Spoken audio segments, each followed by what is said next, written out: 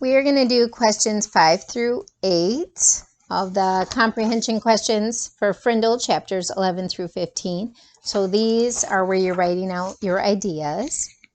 So go ahead and do this page first. Make sure that you have some ideas written down. And then when you're ready, push play on this video because I'm going to go over the answers with you. So make sure you have it done first.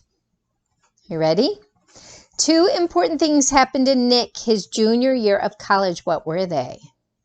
So the 2 things were Nick turned 21 and he became rich from the money in his trust fund. And the second thing was he got the large, heavy package from Mrs. Granger. So Mrs. Granger sent him the gift. And I will hold up the answer key after I go through all of these with you. Number 6, what did the second important thing contain? So what was in that gift from Mrs. Granger? If you remember, there was a brand new dictionary, a handwritten note taped to the front of the dictionary, and then that fat white envelope that Nick had signed the back of when he was in 5th grade. Those 3 things: brand new dictionary, handwritten note, and the fat white envelope. Number 7, Nick finally realized that Mrs. Granger played an important role in the creation of the word Frindle.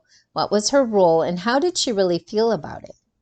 So if you remember, Mrs. Granger told him that she felt like she needed to play the role of a villain because every good story needs a bad guy.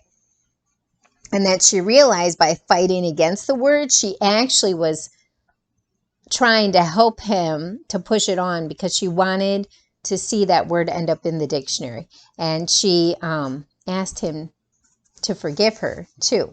And Nick realized Mrs. Granger was proud of him because he took her ideas from class, tested them in the real world, and succeeded. So you don't have to write all that. I just want you to think about it and realize that was the whole idea of the book.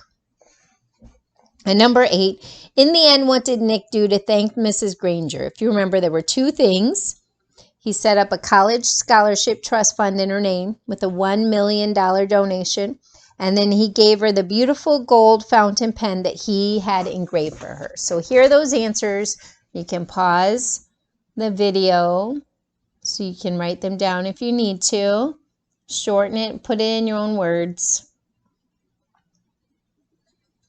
And here's the last one. All right, good job. I hope you're really enjoying the book.